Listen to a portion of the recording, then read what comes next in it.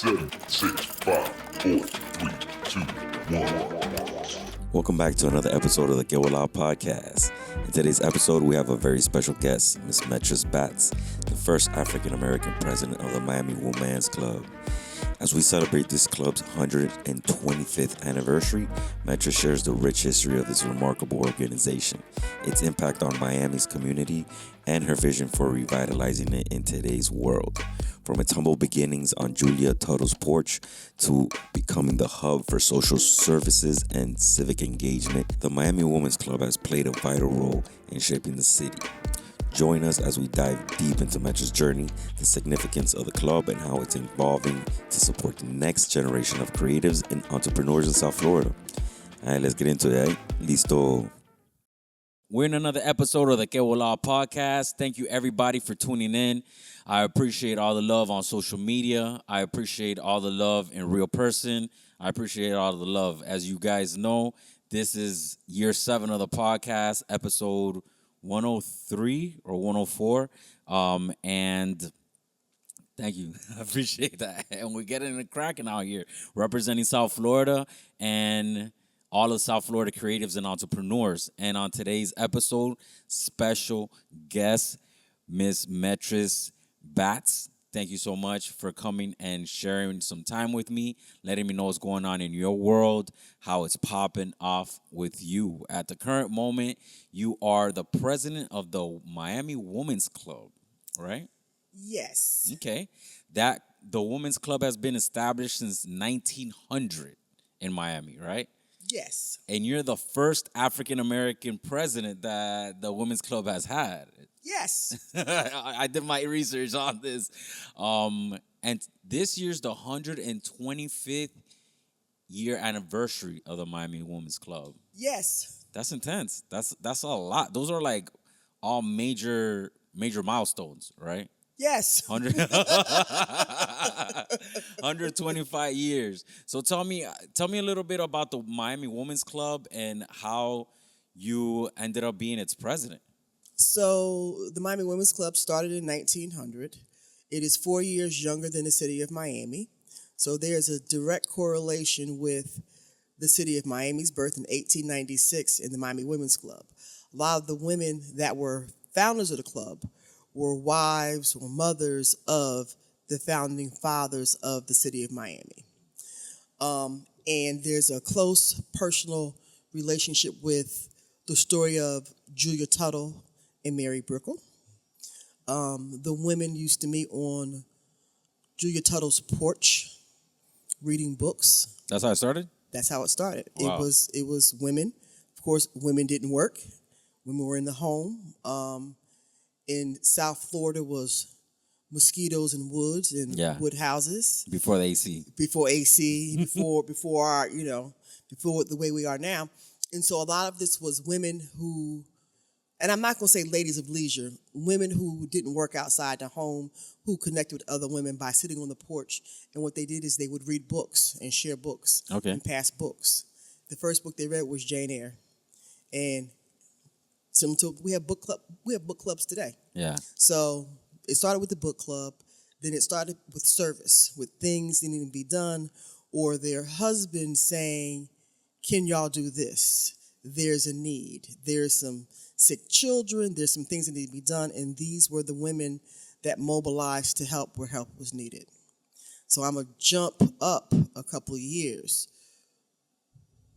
When it comes to documenting history and finding out what happened in a community, a lot of historians and researchers go to women's clubs around the country to find out what happened in that community. So if there was a fire, flood, building of a school, a library, or something, it was usually the women from the women's club that were involved in taking care of people, whether it was doing something for the Red Cross or World War II or whatever it was the women who were mobilizing. So here in Miami, the Miami Women's Club is significant because it was the home base of most of the organizations that have started in Miami that are social service, civic engagement oriented. So it was like the first nonprofit, basically. I don't want to claim it as the first nonprofit, but One of the first. Okay. One of the oldest. So there's a lot of cross-pollination between members that might have been in the women's club and a different club or a different organization.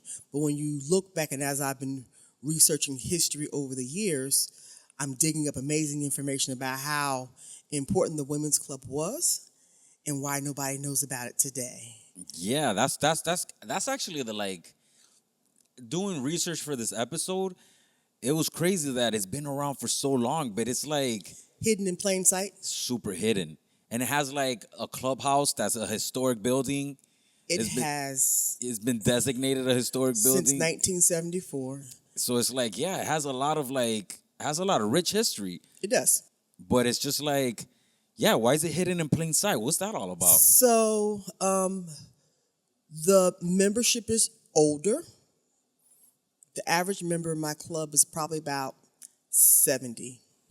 So think of your parents and grandparents and how tech savvy they are and whether they're on social media. Okay. And that group of people doesn't feel the need to tell the world how they serve and what they do. They just do it. Today, we need to broadcast and tell everybody what we did, how we helped. On one hand, it's important to broadcast because then you can find other people to help you do what you do, but you can also find sponsors to fund what you do when you let the world know what you do and the impact that you have. Yeah. So on one hand, no one knows who we are because we never told anybody what we did. And then as the communities change and people move, people forget the relevance of it because no one talks about it. I've been a member since 2008. I met the president then, Lorene Timoney. Her husband was the police commissioner. I met her at another community event, and they said, continue the work. And we were at a domestic violence discussion. Okay. They said, continue to work. And she says, well, I have a building. And I said, well, I run groups. So we started doing domestic violence groups at the Women's Club building. And after a while, she said, you are a good worker, B. And I was like, yeah, I am. And this is a beautiful building. And so I joined. Eventually, by 2010, I was the treasurer. And then each year, I took on more responsibility. And so in our tenure in terms, it's 2 years at a time. And no one is running to be an officer. Like, for those of us that are involved in organizations or a little clique, it's usually the same 5 people who do Why is everything. Partially because you're not meeting people where they are with what their needs are.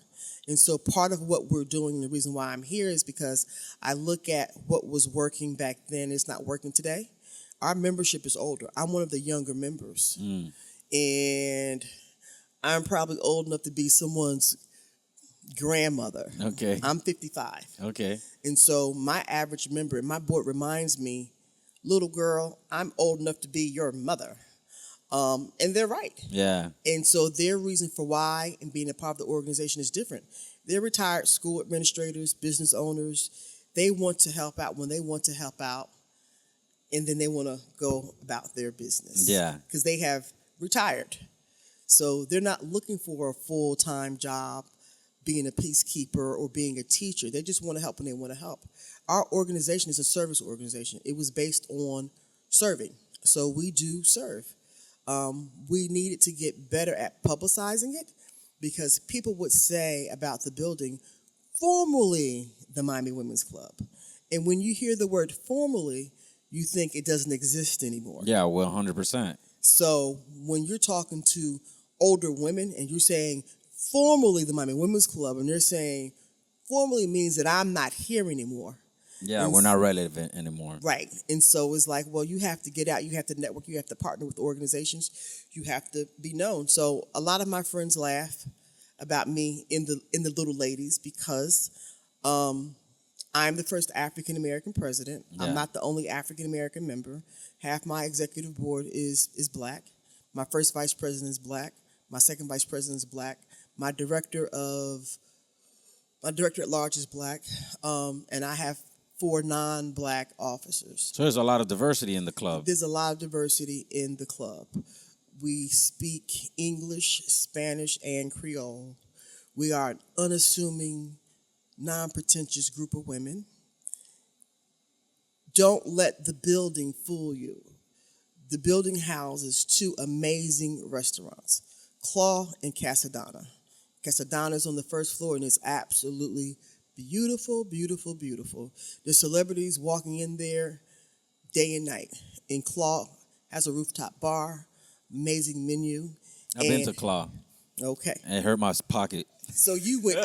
So you actually went to the fourth floor to the restaurant. Yeah, I went to the restaurant. You didn't just go to the rooftop bar. Yeah. By the way, which was custom created because that bar was added. That rooftop restaurant was added. And so the wonderful thing about what these ladies did is the building needed to be renovated. We all know what happened in Surfside when you don't do your 40-year recertification. The buildings tend to crumble and deteriorate. And so the types of women who were members of this organization changed over the years. Old money wasn't old money anymore. Old money was dwindling. Yeah. And so now the affluent women who used to be in the club are formally part of the club. Part of the club. So they leased the building out to a school for the first. Well, the building was built in 1926. Okay. So by 1945, 1950, they entered an agreement to bring a school in. But prior to that, the building was called the Flagler Memorial Library. It was the first library before Miami-Dade Public Library Systems. Wow, that's intense. So across the country, because these ladies read and donated books, in any state you go in, you're going to hear that the women's clubs were responsible for starting a library or donating the first 10,000 books. That's crazy. So it's like the library is the original source of knowledge, right? Yes. So now it's kind of like traversed paper, right? It's no longer like books that you're gonna read in person, but you're gonna be able to access that knowledge online through various means, right? AI or websites, things like that. So has the Women's Club had the opportunity to basically try like go through that and been able to like change up the way that they provide knowledge, or are they still like set in their ways type of situation? I think we are, and for those of you who don't have a library card, please go get a library card. Oh, I got a library because card. in the library, it is well funded. Number two, you can rent laptops, hotspots. You could get on online platforms, and if you're a nonprofit organization, you can have your meetings at the public library. And so they have capacity building classes, workshops. A lot of the social service providers provide services at the library. Mm-hmm. So it's still a very important hub when we think about accessibility and who can go. And they got good air conditioning. And they have summer programs. They have programs and services for seniors. So one of the things that I did when I first became president is during our board retreat, I went back to the scene of the crime. Okay. I took my board to the downtown branch of the library, and we started our board retreat there. Okay. Because we are the founders of the library system. Library system. Yeah. So let's go back. Let's walk around the library. Let's really see how it started. And what we noticed at that library, there isn't a section for women's studies. Okay. There's a section for Cuban history. Yeah. There's different sections, but there's not a section for women's history. So I was like, okay, that's something to talk about, something to look at and to ask why. So we did our retreat there. We go back regularly. We were just there because there's a room called the Arva Moore McCabe Auditorium. And the Miami Women's Club is one of the organizations to help raise money for a statue. And Arva Moore McCabe was a historian, and she fought to help us restore the building. And so it was an honor for us to make a financial contribution towards this statue that's outside. So if you ever go to the library, past the library station, there's a statue of a woman holding a book, and the auditorium is named after her. And so while I didn't know her personally, I'm benefiting from the work that she did. Yeah. And so when it came time for us to make a contribution at the request of another member saying, little girl, you weren't around when these people were advocating for us, and we need to support this initiative. Yeah. which was easy for me to do because although I'm the president of the Miami Women's Club, I'm the executive director of the Overtown Business Association, Okay. which is a Florida Main Street designation. And my background is in hospitality, entrepreneurship, and tourism. Okay. So I understand the significance of monuments and statues and paying tribute to people who've laid the work. So us going back to the library has been something that I've been proud of under my administration to tie the history. So with all the things that I do at the Women's Club, nothing's new. I went and read a book to see what we used to do and why aren't we doing it and what notable things that we were responsible from. So when people see me, I'm always excited about being the president because I learned the history. Now, mind you, in 1900, there was no one who looked like me as a member of the Miami Women's Club. Without a doubt. Without a doubt. Now, there was some working in there, cooking and cleaning and washing clothes. So it's an interesting history and journey for me to be in that space and be very, very comfortable. Yeah. And I tried to tell them why I was comfortable at the Women's Club filled with old white women. Yeah. And they laughed. And it's obvious. When I first joined, I was the only black person in the picture. Yeah. There's a woman, an amazing woman named Bee Hines, who was the first black writer for the Miami Herald. Okay. Her and I became officers the same year in 2010. So now there's her and there's me. And then there was another sister that was an officer before us. So I'm not the first African-American officer. But you're in the first club, president. But I'm the first president. That's crazy. So, like, through your tenure, you started in 2024, right? Mm-hmm. Your tenure, I know that the theme of your tenure is Be the Torch, right? Yes. So, what does, like, first, how did you arrive at that theme, right?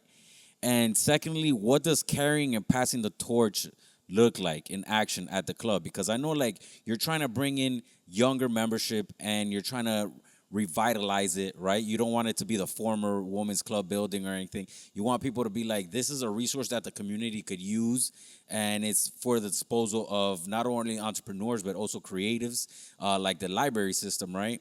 How is that carrying or passing the torch or being the torch? How does that come into play? The Olympic torch and the relay races. Okay. Pass the torch. Pass the torch of knowledge. You can't let it die. It's a flame. It's the eternal flame that lives. Now, maybe I was watching too much Wonder Woman. Yeah. But when I look at the history and look at our I don't know if it's our motif or our logo, it's three muses. Okay. And so they're dressed like goddesses and they're holding a harp and literally one is holding a torch. A torch. Okay. And so sometimes I grab my board members and we pose like that. Like the muses. Like the muses. And usually I'm in the middle holding the torch. So the torch is the light. It's the beacon. It shows the way. And you have to pass the torch if you want to live. If you want to support community, you have to bring in people and share the knowledge. So we are all torch bearers. We all have an opportunity to share history and move forward. Interesting enough, we all knew that the club was founded in 1900, but no one can pinpoint the actual founding day. Okay. In a book. You found it in a book. I found it in a book. When the building was being renovated in 2009, we had to get everything out of the building. And it wasn't, you have 2-3 weeks. It is, the building is being condemned. No one can be in here. We're about to shut it down. Yeah. And so they grabbed everything that they could and put it in coolers, bags, shoes, and just dragged everything out. And I found a fish cooler filled with Fish cooler. That's what Miami. one of those body coolers. Well, it was weird. One of those yeah. big white coolers. Yeah. And it was filled with documents and books and yearbooks and things. From the 1900s. From 1904. That's crazy. 1926. We also had a safe deposit box. Yeah. And the presidents knew what was in it, but not in detail, because it's all these bits and pieces of paper. So I'm excited. I finally made it to be president, and I wanted to really see what was in that box. Yeah. So they said, it's mold in there. You're going to open it. We're all going to Black get mold. sick. I was like, well, y'all don't have to come. We have this big old venue. I'm going to open it up. I'm going to turn the air conditioner on See what's in there. and see what's in there. And I started digging through things, like looking at our charter. So the original name was the Married Ladies Afternoon Club. Okay. Married ladies. Married, because I was married now. Oh, yeah. Back you in the had to 1900s. be married to be Part of the club. Part of the club. So between 1903 and 1906, it changed to the Miami Women's Club with an A, not an E. Most places are spelling it wrong. And so when our members see it spelled wrong, it's like a school teacher with a ruler. And so I said we should put the A in red so people will never make the mistake because it's women's, not women. Yeah. So digging through books, I found it. It was like as plain as day. September 20th, 1900 was the date that the club founded. was established. That they came up with the name, they came up with the bylaws and all of that information. So what we did for the first time since don't know when, on September 20th, we had a Founders Day event for the members only. I mean, that's crazy because you guys didn't know what day the foundation was, so you couldn't have no Founders Day. Yeah. Yeah, but it was just like 12 months. We knew when the building was dedicated. We knew when they moved into the building. We knew who the members were, but there was just not enough knowledge and information about what it was. Now, I'm a member of a sorority, so your founding day in history is really important. Yeah. And so I think I didn't haze anybody, didn't pledge anybody. Yeah. But my need to get them to understand when you know your history, you walk a little different. Facts. So the fact that September 20th, 1900 is the day that these women, these 20 women came together, decided that we're going to formalize this. And then to find the documentation that when it went into Sunbiz, that when it talked about in 1912, any white woman in good standing that's how it started. could be a member. So I took a picture, which I'm going to share this weekend, with me holding the charter that says any white woman in good standing could be a member. How far we've come. How far we've come.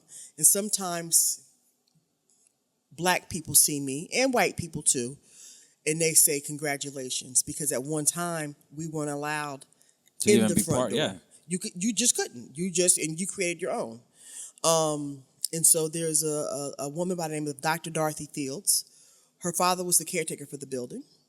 So she grew up as a little girl her stepfather running through the building. Well, when she wanted to get married, she figured surely they would let me get married in this building. Yeah. And they told her no. That's crazy. So when I met her, and I was telling her, well, Dr. Fields, I'm a member of the Miami Women's Club. I heard about your father. And she would look at me. Sideways. Yeah, sideways. Now, tell her, I'm also a member of Zeta Phi Beta sorority, and she's a Zeta as well. And she was like, okay. Fast forward 15 years, she says, I'm proud of you. Yeah. She says, I have waited for you. She says, now I can go sit down. Because learning the history, there's two sides of history. The side that we know, but the side that we also don't talk about. Yeah. This was an organization that followed the rules. Black people were not allowed to come through the front door, so black people didn't come through the front door. The students from Booker T High School came to perform at the Women's Club. They had to go through the back door. That's crazy. And when it was time for lunch, they had to go back to the school, walking, have lunch, and then come back and perform for them. Because they wouldn't serve them at the club. They would not serve them at the club. Wow, that's some throwback history. Like, you know what's crazy about South Florida? Especially Miami, right? Miami is one of those places I had on the podcast, Miami Stadium. And he's a historian of South Florida, but like of basically from like the 60s on. And he mentioned how like South Florida is a place where we're constantly erasing our history, right? So we never have like We don't have those historic places. Like you go to New York City, you go to Chicago, and you'll go into a bar or something that was established in 18 whatever, right. and some guy was drinking. I don't know, some guy who wrote the best poem of all time. He Right. sat at that bar and he Right. wrote that. We don't have that But here. we do. So in my day job that y'all, I'm going to spend more time doing my day job after this gala. It's about historic preservation. So in Overtown, and we specifically say Overtown, established in 1896, and it's Okay. called Colored Town because it was called Colored Town. So you will see people, Town is for life. You will see them in Overtown with a T-shirt that says Colored Town, Overtown, 1896, because it's a part of Miami. But also in the city charter on July 28th, there was 162 or 61 Black men who signed the charter for the city of Miami. There would not have been a city of Miami had those 162 Black men signed the charter. Yeah. And so people forget about the hidden history. So one of the other things that I did, July 28th, we hosted with Profiles in Black Miami and the Black Archives, the story of from signature to city, talking about everybody who was responsible for the city charter. I was really excited about this because what I'd also found digging through that tackle box is invitations from 1947, 1952, 1954, where the Miami Women's Club was the official host of the city of Miami's birthday. Okay. Programs, you know how you're getting ready for your wedding or Yeah. invitations, like all the judges' address, all the like everything. So I'm saying I'm not just making up the documentation. The receipts are here. That this is how important this organization was to the city of Miami. To the foundation of Miami. To the foundation of Miami. Also, digging through boxes and digging through FIU's archives, I found a letter written from the Miami Women's Club president to the city of Miami commissioner in November of 1933. Sheesh. Talking about the city of Miami's flag. So in the conversation, she's responding to his letter asking the Miami Women's Club to help create the concept for the city of Miami's flag. So for those of you who can Google, go to Google and put in who created the city of Miami's flag. You're going to see a section with FIU, and then you're going to see some digital archives, and you're going to see the letters that went from the Miami Women's Club to the city, and then to the gentleman who created the flag. He also wrote a letter to the city. So I went down to City Hall and said, I'm looking for a piece of documentation that confirms this. Because sometimes we all write letters. We write Dear John letters and never mail them off. I needed to see the other side of the correspondence, where that week the city commissioners met and they ratified the flag. So you look at the dates, there's enough documentation there that specifically says that, no, we didn't sew the flag, that we were instrumental in making sure the city of Miami's flag was created. Yeah. Enough that there was documented conversation. Design and all of that. So when I found it out, I was like, okay, that's something else to be proud of, although it had nothing to do with me in mind. Yeah. But as the steward of the organization, it's my responsibility to share history. Not only that, but you don't know at the time, right? So like you don't know how it changes. So now you're the steward of the organization. You have all this history, even though you weren't like Black people and African American people and brown people weren't part of the organization itself at that time. Now through its transformation, with time, now you're helming it. The fact that you have this history also empowers, right, people at the current moment to like take that history and be like, I might have not been included in that, but now it's my history because Miami, that's how I kind of feel like Miami. It's American history. It's American history, but Miami's the same thing. It's one of those situations where like, yeah, we weren't like loved at the beginning when the city came around, but like now it's our city. But we built Black and brown people, we built Black people built Miami Beach, literally. Right. They like took out the Watson, mangroves. everything. So in digging up the history, now one of the things that I want to be known for more than just being the first African American president. And so while I know my community has to love on me and I receive it as the acknowledgement of it, but there's more to what I'm responsible for than just being the first. The first to do what? So our gala is November 8th. This upcoming weekend from 5 p.m. to 1 a.m. in the morning. And we're doing a progressive experience because after November 8th, there will be no mistake in who owns 1737 North Bayshore Drive because we're activating the entire building. We're activating Casadonna for our Legacy Lounge cocktail hour. We're activating the club floor, which is the third floor, and we're activating the rooftop because we can. Because it's y'all's. Right. Now, mind you, when you have a tenant, Yeah. you don't open the door and go in there and use their yeah. pool and stuff, but you say, okay, we're sharing this space. We're family. And so what we are responsible for, and this is where it comes to the entrepreneurship and economic development, that building created jobs. There's probably about 200 jobs in that entire building between those two restaurants, from the dishwasher to the executive chef to the guest service manager to the wait staff to the landscaping company to the valet guy.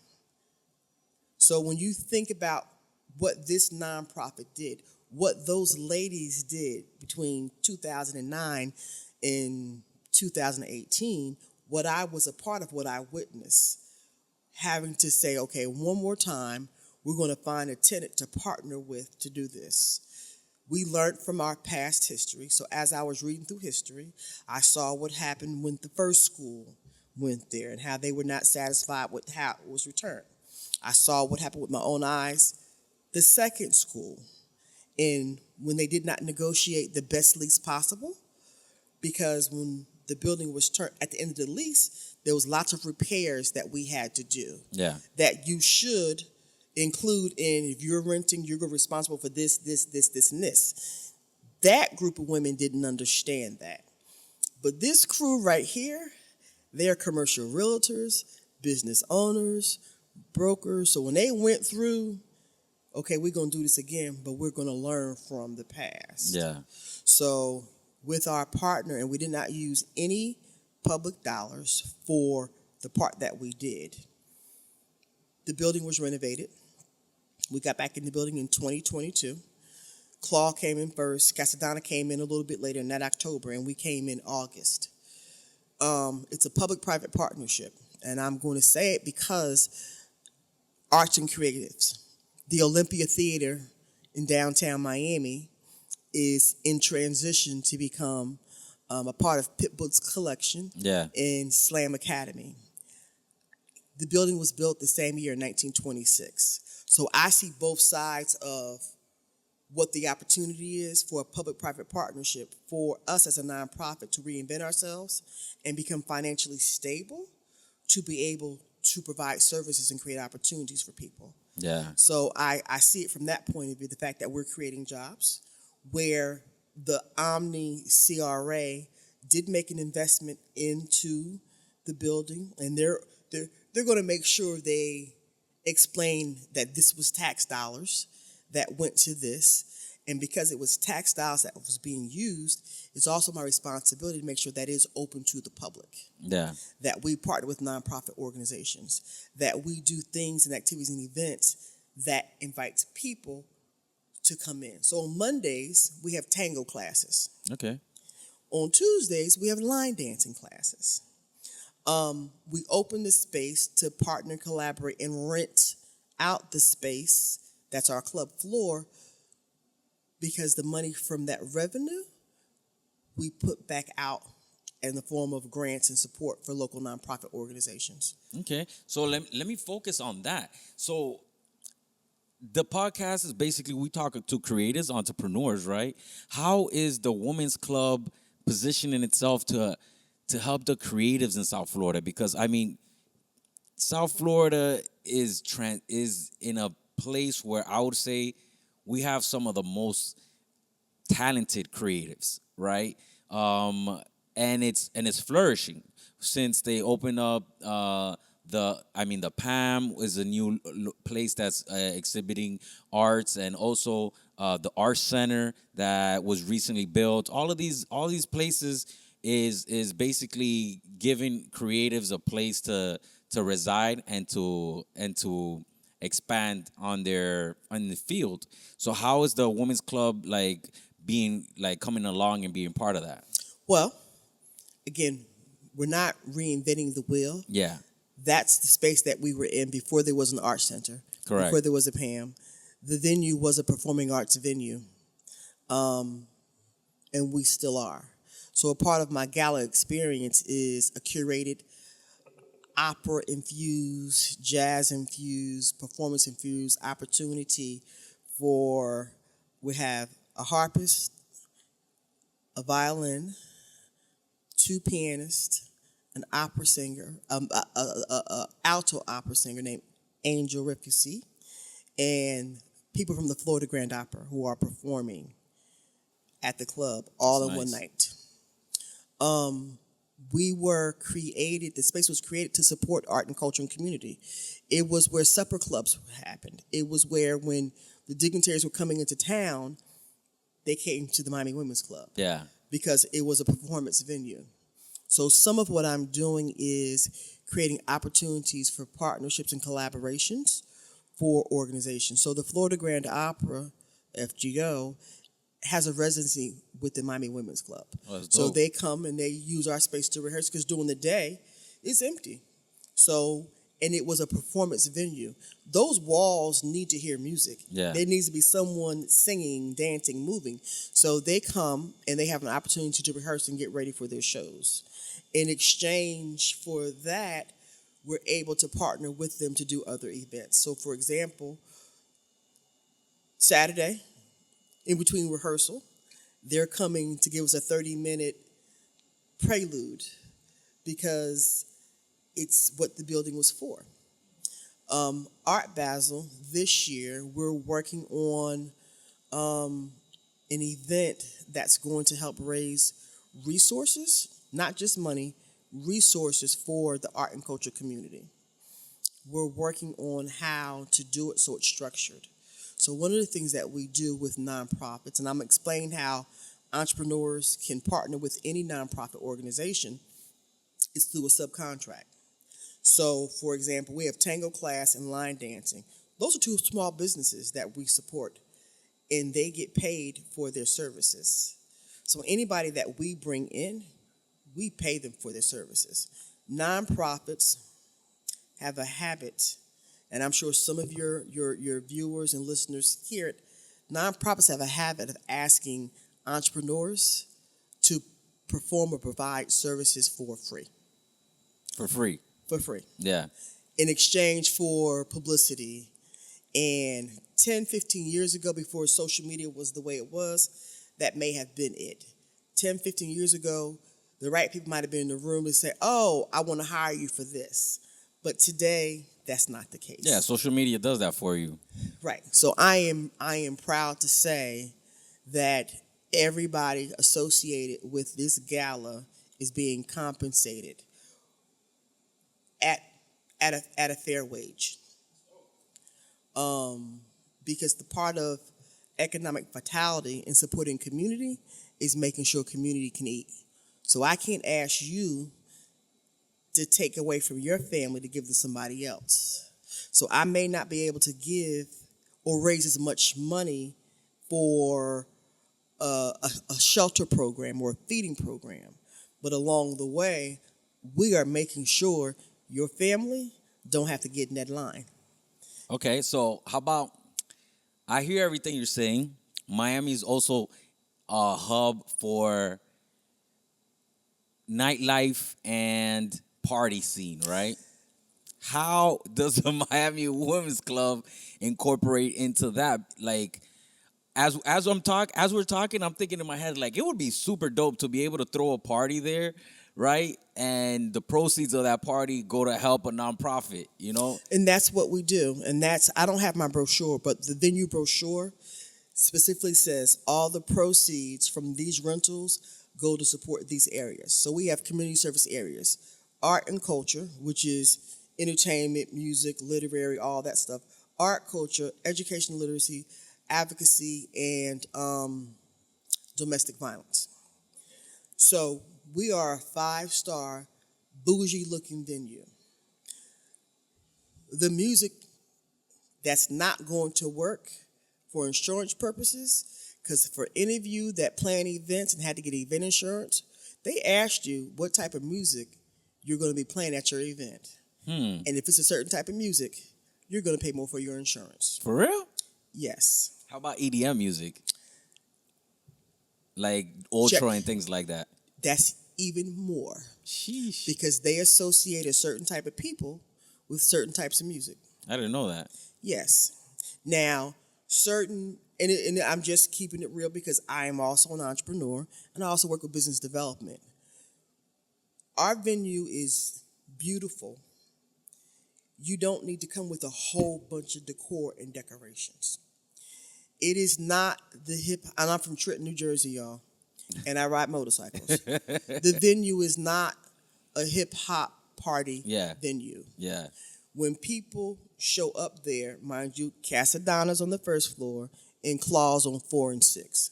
When people show up there, they're showing up there with some expensive shoes on, whether it's some Uber ride or some fancy car that they spent all their bill money on to look the part. How about like disco though and things like that? I mean, you could rent the space to have any type of party you want. Yeah. I can't discriminate on that. But I will say you want your guests to be comfortable when they come to the venue. For sure. So you didn't have to put on a tie and jacket when you went there to have dinner, but you saw how people were dressed. Yeah. So you can rent it at fair market rate to have whatever you want to have. I just want your audience to be comfortable and feel received when they come, because I know what it was like not to be invited to the party. Yeah. So this venue is accessible to anybody who has the money to rent the venue. Do we support and collaborate with nonprofit organizations? Yes, if they are in alignment with the programs and services. I get people every day wanting us to sponsor something for them. And it still has to be about good business sense. So I'm more inclined, I'm looking at the camera, I'm more inclined to help sponsor an organization that has the reach of people who could potentially rent the venue. Because we still need to pay bills.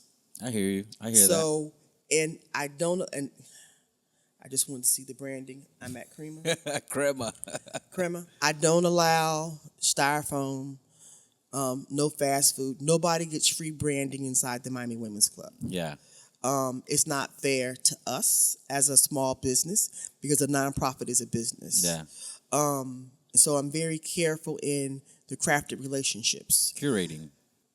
You know, the wire frames that when we go out to the picnic to keep our food warm, the wire racks, I don't allow those inside the Miami Women's Club. Okay. I want to elevate. We deserve to have an affordable, elevated space of elegance. Okay. Whether you want to do your Abuela's birthday party, a graduation party, or an Art Basel experience, we deserve a space that is affordable. People come to us and I say, check the price of the 2 hotels next to us and then come back and talk to us about what you want to do. I understand entrepreneurship, but it's still a business. Yeah. It's a nonprofit, but it still has to cover expenses, and we're all volunteers. So we don't need to raise as much money as other direct service organizations. Direct service organizations are providing the tutoring, the after-school program, and those services. We're a support organization. We support those organizations that do that by allowing them to apply for our little, and it's little, y'all, our little micro grants, Yeah. or collaborate to do some things. Like we did a project with Operation Smile, which is an organization that supports children with cleft lips, and we made no-sew blankets, and we partnered with the Paz Foundation, and they took those blankets to Guatemala. So we do things like that. We make compassion kits, things for domestic violence, things for veterans, things for breast cancer awareness. We do a lot of information, educational things like that. The opportunities for entrepreneurs is a part of our community service program. We're always looking for a guest speaker or an experience.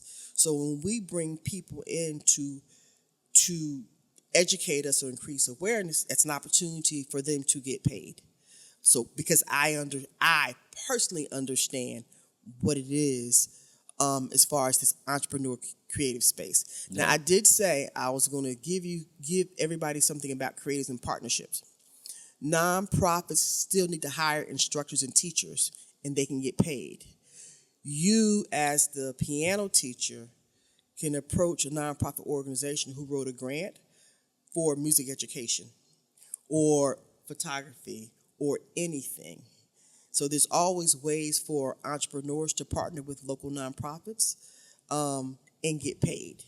And Yeah. also, this is for my friend, the Lady of Harp. As an entrepreneur, when people are approaching you, for those of you that are part-time entrepreneurs, when you give a price that's less than fair market rate, it's a disservice to the person who does this full-time, because you're a weekend warrior. So you don't need as much money as the next person because you have a full-time job. And so for entrepreneurs who are full-time, part-time, and creatives, there needs to be a code on how to address the community. Now, How to I'm price. going to work on the nonprofit side and kindly say we need to adopt a different business model when it comes to asking small business and entrepreneurs to work for free. I agree with that. I totally agree with that. You know what? I've always had a kind of a gripe, though, when it comes with nonprofits, because I understand that nonprofits, I understand the whole elevated aspect, and I agree with that. At the same time, the flip side is like, I particularly like South Florida culture, and I like nurturing culture, right? Culture doesn't necessarily stay within a certain framework or within a certain road, right? So I like, it seems like nonprofits tend to only support a certain type of culture in South Florida, which oftentimes becomes like pigeonholing, right?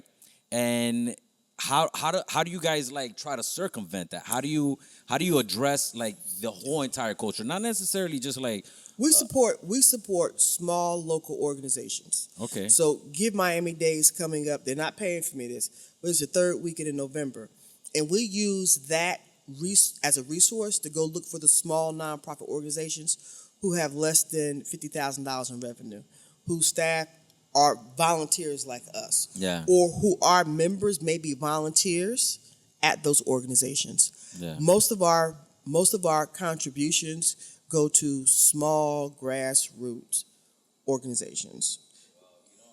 coming to my this podcast actually airs every Monday after Democracy Now! On Jolt Radio. JoltRadio.org is a nonprofit, and I really I like them because of the fact that they, once again, they're a harbinger of culture in South Florida, and in that direction. It's one of those things where it's like they're providing a space for myself. Like, I learned how to DJ on Jolt Radio, basically. You know what I'm saying? It's one of those situations where maybe the music that I'm DJing wouldn't be kosher with Miami Women's Club, but it's still music that people enjoy, right? It's hard to like put those two Wait, things what together. music did you? What music did you DJ? Primarily like Spanish music, like EDM, like house music, reggaeton, but like flips on that. So like the thing that people like to dance to, right? It's not necessarily like uppity music. So Saturday night at 11 o'clock, Yeah. at the Miami Women's Club, you can go on Eventbrite and look up the legacy, the Miami Women's Club Legacy Experience. We have a party that starts at 11 o'clock on Saturday night. So the gala is from 5 p.m. to 1 a.m. Yeah. We start at Casadon on the first floor, go to the third floor, go to the rooftop, and then we come back down to the third floor. And you guys get down. We have a live band and we have a DJ. That's what's up. Because we're going to get down. And we have a basket of flip-flops. Yeah. And house shoes. Because if you've been in those shoes since 5 p.m., and it's a formal affair, we realize by 11 o'clock, your feet are barking. You know, you're going to take your shoes off, and we ready for you. That's great. So we, in our wanting to be everything to everybody, are open about music and culture and self-identification and being yourself. So there's no hang-ups. There's no hang-ups on the style of music. Now, mind you, I do cater to the older crowd. Yeah. So we're going to have the clean version 100%. of music. If there's an activity and we have children in the room, there's certain songs I don't even want to hear. Yeah. Because it's not kosher. It just Yeah. And we have to be more conscious of the music and things that we do in the presence of kids. Yeah. And so some of the things that we want to be responsible for at the Women's Club is being a part of the community, being relevant, but also knowing that our higher purpose. And for me, and my board may disagree, for me, it's making our resources available to help everybody. Partnering with women's organizations, youth organizations, to strengthen what they do, because our motto is not for ourselves alone. And I'm just really excited.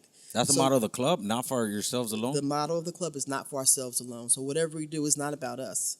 So I'm excited to get past this weekend, because my team, my planning committee, my board, my event planner is absolutely amazing. They've been focused on this weekend. It's been focused on it because the dry run was our Founders Day, and it was magical.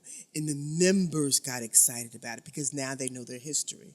And so when we finish elevating the experience and reminding people that we're not formally the Miami Women's Club, now we have an opportunity to be at the table. We get overlooked. Like, even when I come out of the building, people walk past you like they don't even see you. You say, hello, how are you? A lot of times I offer to take pictures of people because I'm not saying they flogging, but they're taking pictures. They at Claw, they at Casadonna. It's a beautiful property. So I say, hey, I'll take the picture for you. I'll take the picture for them. I tell them about the building. I tell them about this, the women's clubs on the third floor. I do tours through the building all the time, just telling people about the property and what it means to the community and stuff. So we've been setting up smoke signals, but Saturday will be shots fired. That's what's up. I'm so down for that, and I really enjoy the fact that you're outreaching to the younger community, because like that's where the energy really resides in. That's where like the push and the tenacity is in the young people wanting to explore in the city, and not only wanting to explore, but wanting to like put forth their mark on the city in culture. And there's no better way than like going through nonprofits, because at the same time that you're enriching yourself, but you're also enriching other people. So I think it's a great opportunity with younger people. Like, we did a wine tasting in May. And it was on Eventbrite. And about 10 young women came in. They were so excited. They was like, we always saw our mothers dressed in pearls and these fancy dresses. And they was dressed to the nines, and they had a good time. They was like, we want to be involved. So for the Miami Women's Club, we have 3 areas. Our particular club is a women's club. But in our General Federation of Women's Clubs, there's juniorettes, which are the little girls, up to 18. Then there's juniors, which would be like from 18, I want to say to 35. But I know for a fact in our juniors, there's some the same age as me. I'm like, but juniors. That make no sense, though. Like, to me, it's like juniorettes, juniors, and then women's clubs. Yeah. And then we can have boosters. But also, with the changing of 501c3 status, women's clubs are now open to men. So the Coconut Grove Women's Club actually has a male member. Our club, we have boosters. Whether it's your husband or man, it's a booster. That's someone who wants to come and just be a part of what we're doing. Not just honeydews, do this, do that, but address that. It's like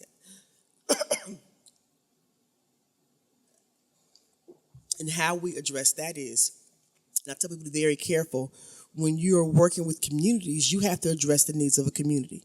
And I'm not saying I don't want you to come and seek membership, but I'm telling the women that we need to be careful about when we're recruiting, because we need to meet the needs of the people that we're recruiting. So if we start recruiting lots of men, after a while, you're going to say, well, what about me? Why can't we have a men's day program? Why we got to wear this? And so I tell them to be very careful, because number one, before black women were allowed, it was the same thing. Yeah. And so now when you're one or two black women in a room with a whole bunch of white women, and Spanish white women, to clarify, you want to have a different plate of food. You want to hear different music. You want to have a different conversation. So we have to be careful that to make sure that when we are being inclusive, we're being inclusive to meet the needs. And I'm going to be transparent. One of the things that concerns me is when you open up membership to everybody, you have to make sure that you're able to cater and help them with what there is. We have a large, transgender, amazing community here in South Florida. I know the day is coming, and I'm being just real. I know the day is coming that somebody gonna come and try me. I feel that. I know it's coming because it's the Miami Women's Club, and they identify as a woman. And I tell my members, we're open for everyone. So just know that when you're out talking and you're recruiting a person to join, you have to be ready to cater to what their need is. And I looked at membership. We're a membership organization. You still got to come to 2 meetings. You still have to have sponsors, and you still have to make the financial commitment to do what you need to do. But there's so many opportunities to serve and help and collaborate. Yeah.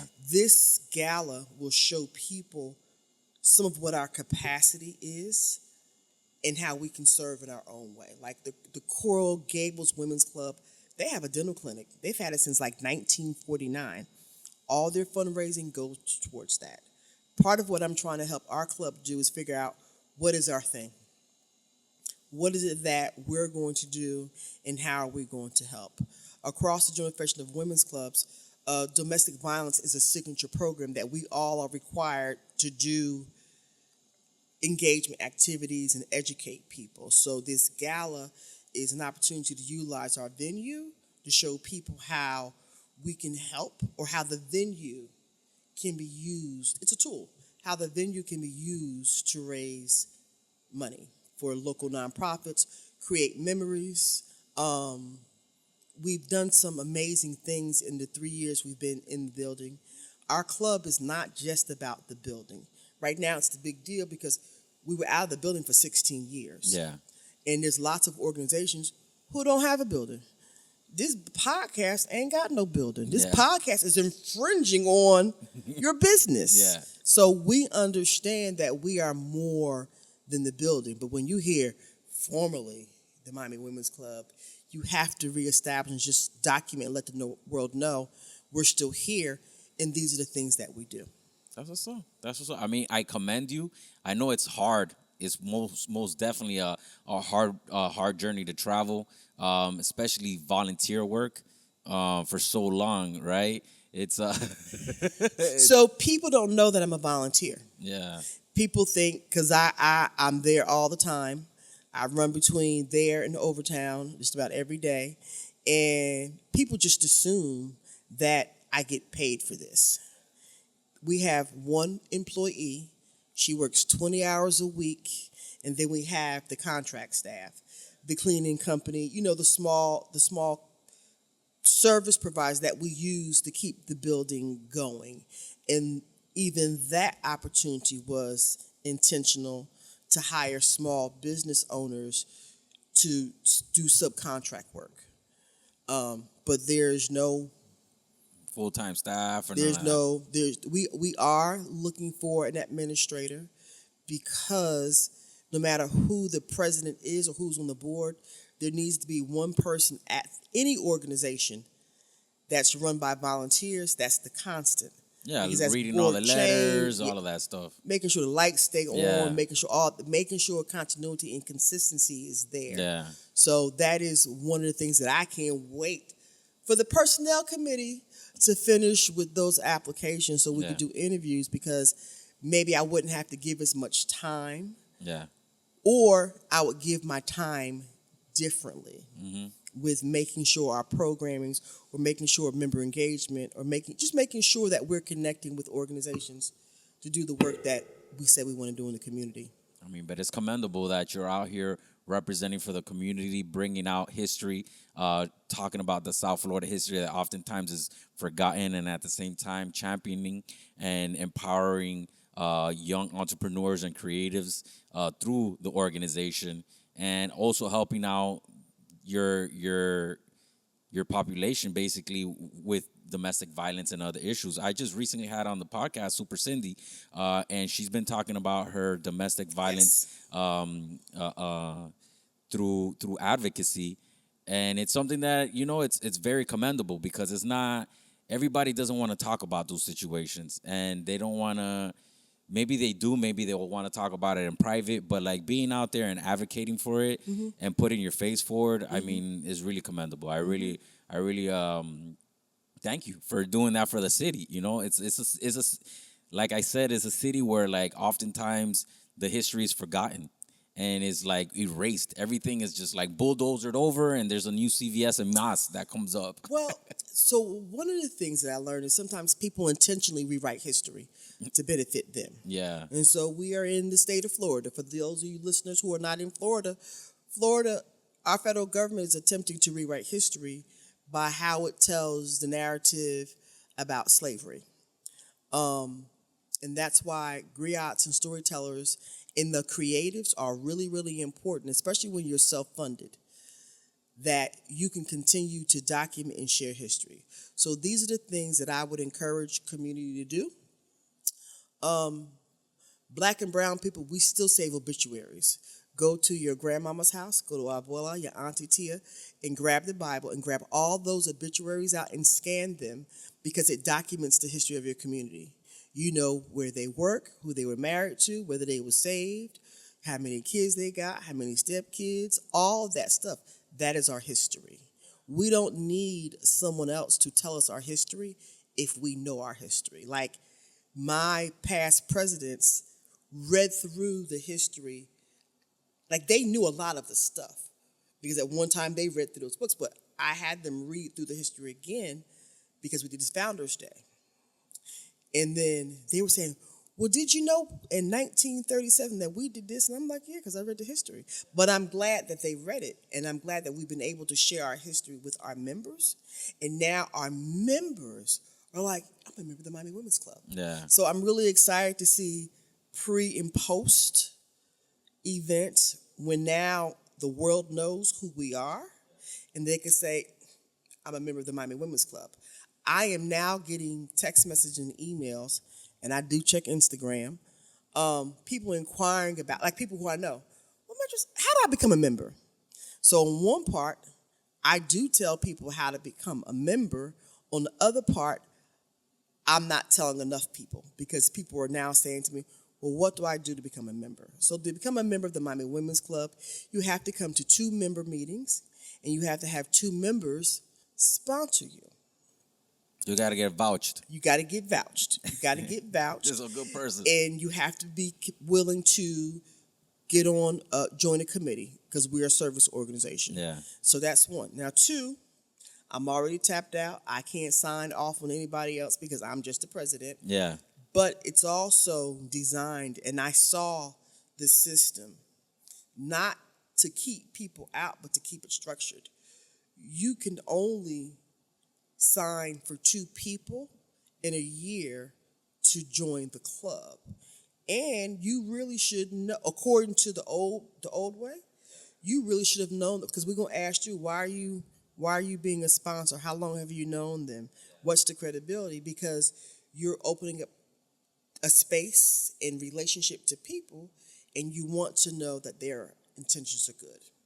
My biggest fear about coming out and people knowing who we are is the people that want to take advantage of us because we're not a complicated group of high-profile women.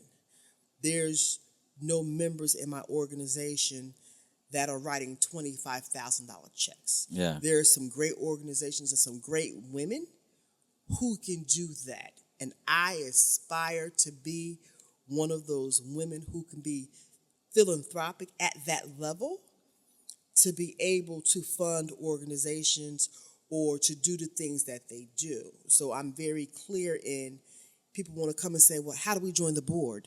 You have to be a member For a while. to get on the board, because when you have real estate the way we have real estate, this is South Florida. Gentrification is spelled with a capital G and it ends in an exclamation point. Yeah, it's Miami. It's Miami. So they want to knock it down and build a tall building. High rise or whatever. High rise. And a you guys Whole have a big old Foods. parking lot too. Yeah, big old parking lot. And we have repairing rights to the middle of the bay also. Yeah, you guys have a beautiful view of the Beautiful bay. view, Yeah. and we want nothing built in front of it. I think a lot of the women who were our members lived in the surrounding buildings, and what they wanted was no one to knock that building down and build a high rise and block their view. Yeah. Because there's neighborhoods in Brickell where once upon a time when you lived on the west side of Brickell, you still had a view Not of no more. the bay. Now, not no more. And so some of them joined for that. Yeah. Some of them are now joining for service. Some of them are joining because we're beginning to have a lot of fun things to do, like Yeah. the tango class on Monday nights. It's still a very older audience, but there's a lot of young people, and it's a beautiful dance. Yeah. And I listen to the instruction in the dance, and it just makes sense. And then we have the line dancing. And so it's bringing in different people. And of course, they're going to say, well, tell me about the club. Or what else? This is fun. What else do you do? And so it's an opportunity to engage them and say, well, what do you like to do? You know what's really crazy though, which I really, really, really enjoy, is that the organization is highly focused on IRL things, which the young people need right now in real life. Like, because a lot of the young people are just living on social media and in the internet, and they're lacking that camaraderie and like knowing how to build friendships and networks like in real life. And I'm really geared towards that right now. And I feel like young people need those spaces to be able to come together and just figure out how to be a real person. Like, it's not all about your forward-facing persona on social media, right? It's all, you have to like incorporate being a real, like, I'm an entrepreneur here at Crema Mimo. You could come and see me. I'm at the door, you know what I'm saying? And I'm talking to like mad people all day and customers. But that's just me personally, right? Now, wait a minute. Now, you're not just an entrepreneur. This is prime real estate. This is Miami. You on Biscayne. You on the boulevard. Yeah. So the older folks, they still call this the boulevard. Yeah. You're in a historic community on This the building boulevard. is actually called the Boulevard. Right. You're in a historic community in the boulevard. Yeah. So if you're here doing this, and I don't know how long have you been at this location? Since January. We just started January 9th. And how long have you been in this food service industry? Since January 9th. Since January 9th. So Yeah. you haven't had your whole First year yet. First year is this January. So have you been Google verified? Yeah. Okay. So is there something that you need to say to the audience that's here in South Florida about helping getting your Google reviews and supporting your business? I mean, it's simple. We're open to events. That's what because like I just said, like how you guys are using your building and your location for building community.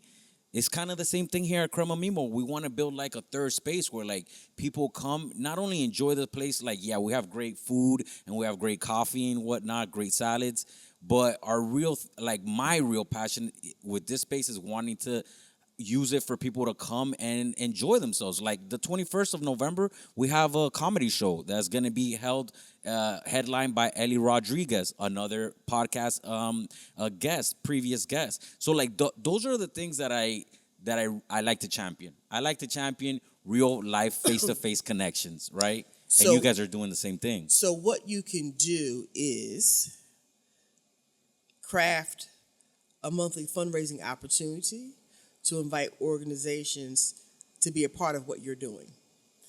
because it supports a small local business and it helps you with the give back. And so for you say, like, because I think it was TGI Friday does it, for every cup of coffee you buy, I'm going to donate it to this organization. Or allowing Give Miami Day or whoever's doing fundraising to come here and utilize this venue to support what you do. I'm open for that, 100%. I'm open for that. It's just like we just need community. You know what I'm saying? We need like real face to face, shaking hands, kissing babies, community type situation. I'm hoping that your community here in South Florida, especially ones that live in the city of Miami, know there's a runoff election on December 9th. Yeah. I can't say who you should vote for, what you should do, but because we feel the way we feel about the world, we're not exercising the right to vote.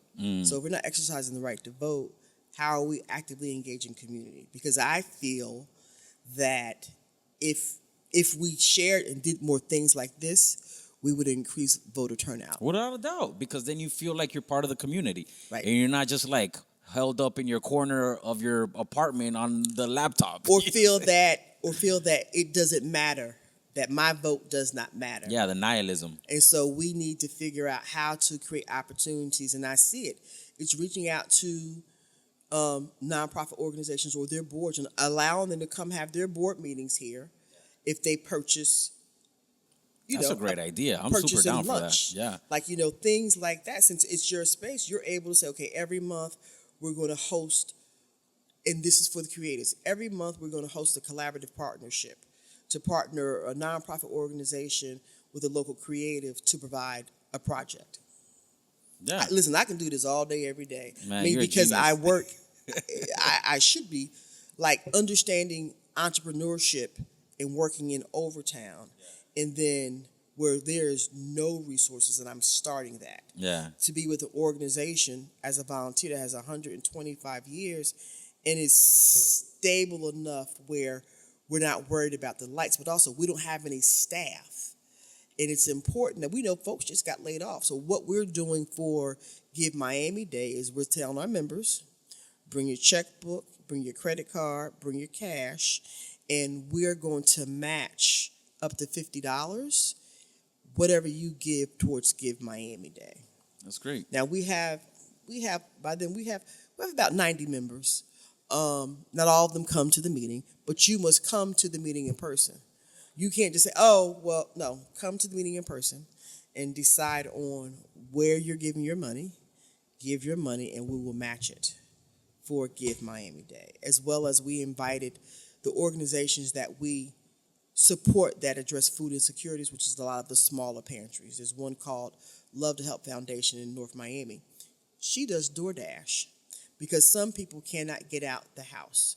So she has this contract with DoorDash, I think for $6. They can deliver the food to someone who's sick and shut in or who doesn't have transportation. We support organizations like that. We support the Fridge and the Community Project on 46th Street with Munch and Sharina and them. We support the Coconut Grove Food Pantry.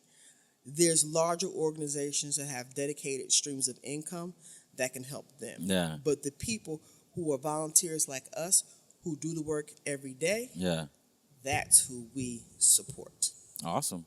So leave us off with the handles, with the social media handles where people could reach out to you, all these great initiatives that you put out there. I'm sure people would want to be part of them in some way, shape, or form. How can they reach out to you? How can they collaborate with you? And where are you guys most active? Facebook. Okay. I am on Instagram. I manage the Instagram page. Yeah. We're on Facebook. The telephone number to the office is 786-615-3313. There's an answering machine. Okay. Leave a message. What's the handle for Facebook? The Miami Women's Club. And that's the same thing for Instagram? For Instagram, it's the Miami Women's Club, but I think it has an underscore. Somewhere along the line. Somewhere on the line. But the Miami Women's Club. The Miami Women's Club. Let me, because when someone was asked me the other day, they was like, it has an underscore. You guys got to get a social media director. So we do have it, and it's clear. And he's a high tech digital geek, and he has increased our visibility and our footprint. Yeah, because that's where it's at right now. And the analytics. So it's Miami Women's Club _ Okay, Miami Women's Club _ with an A. Okay. So I do check it. The young people show me how to take the picture and put it on Instagram with the hashtags. They was like, I'll call you, and the next I see these messages coming through Instagram. I said, girl, if you don't call my telephone number, we can't communicate. But we do want. We're open. I need help. I need more younger people because I got 50,000 ideas and things. Like literally, I'm at the club on Monday night and Tuesday night. What's today? Wednesday? Today is Wednesday, yeah. So I was married. So because there's tango. Yeah. And I just like seeing the people who enjoy that experience. So last night there was line dancing and we had a couple of guys. Yeah. And I was like, and they were enjoying it. And they was like, I like this. I like making this space accessible to people who wouldn't otherwise have access to a space like that. Yeah. That's what's up.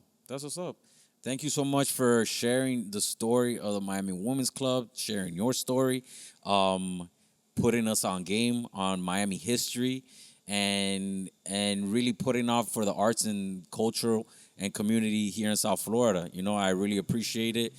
15 plus years of volunteer work is ridiculous. That's crazy. You know what I'm saying? Like, that's wild. So, like, I highly, highly appreciate you for doing everything that you've done for the community in the shadow, too, because, like, people don't know about all these things that you've been able to put on for South Florida, you know? Well, I'm honored, and as of recently, because of the work that I do in both communities, I've received 2 awards in the past, I guess last month.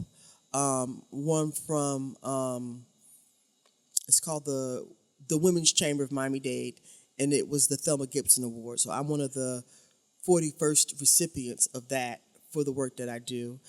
And I'm happy because it allows me to reach more people. Yeah. To help me do the work. Yeah. So again, the telephone number is 786-615-3313. We accept students doing community service hours. Yeah. We're open. I'm open to explore how to create experiences. We are creating a vendor resource directory in 2026. Okay. Where creatives can be listed in directory because we need photographers, hairdressers, artists, all those things, because when you have an event space, people come and they want to have an event, but they don't have any of those services. So the first thing I ask is there somebody in-house or do you have a directory? So in 2026, I'm working on it. The template is being created for the gala right now. But by the time I get more help, it'd be a book, a tangible book that you can take with you, because downloads PDF. Is not Yeah. you gonna like have a booklet. You're gonna have a booklet because you have PDF. What if your phone screen cracks? Nah, I hear Like you. I went to an event and they did this beautiful online program. And it had a little QR code. I get y'all. But there's nothing like grabbing something and flicking some pages and touching it. Yeah. I feel that. I left that event. The event was amazing. The thing was great. That's why I like there's this thing called the Dalezine. It's like a newspaper, but because the thing is that, like, you don't see newspapers anymore. Right. Yeah. And so that's why I want this. It's going to be, it's a directory, but it's also a tool for event planning and collaboration. Because what I really want is, I want y'all to be organized and coordinated with your funds in the right place when you approach us at the Miami Women's Club. What we don't want is you to come up and say, I don't have no money, but I want to do this amazing event. Yeah. And you pay everybody but the venue. Yeah. No, that doesn't make sense. Well, thank you so much. I highly appreciate you for coming on the podcast. And to everybody out there listening to the podcast, thank you so much once again. I hope you enjoyed this episode. Like I always say, share it with your friends. And if you hate it, share it with your enemies. But just share this because we need to get more reach. Love y'all. Que te crezca. Hasta la próxima. We out this mug. Peace. Thank you for tuning in to this enlightening episode of the Que Bola Podcast. I hope you enjoyed the conversation with Ms. Batts and gained some insight into the incredible journey and legacy of the Miami's Women's Club. If you found the episode valuable, please give us a thumbs up, subscribe, share it with your friends. Don't forget to check out the Miami Women's Club's upcoming events and initiatives to see how you can get involved and support the community. Hasta la próxima. Keep creating, keep inspiring, and remember, it's not about yourselves alone. Let's go.